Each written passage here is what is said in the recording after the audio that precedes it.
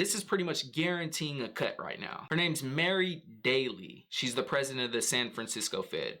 And she came out showing support for the December cut as well, because in her opinion, she sees the labor market as being more vulnerable than inflation.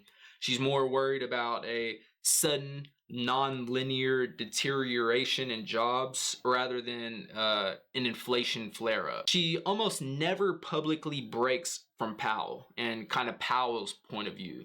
She still sees inflation as being able to get back to this Fed target of 2% without pushing the unemployment rate higher, and that failing to do so on the opposite end would be a policy failure. Terrible.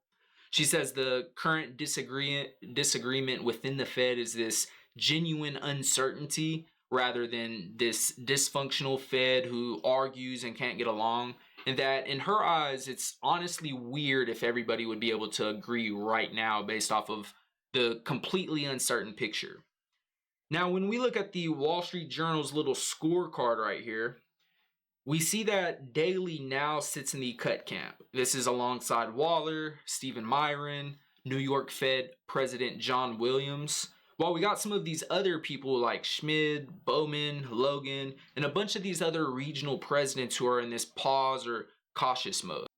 So the December meeting is shaping up like this political vote. We got doves seeing the labor market as fragile, inflation drifting lower. Let's go ahead and cut.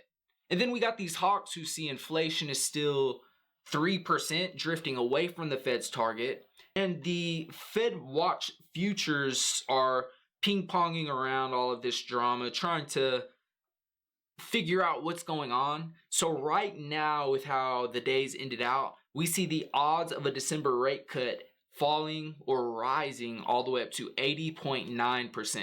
I've been estimating that this was going to be closer to 50-50. This is pretty much guaranteeing a cut right now.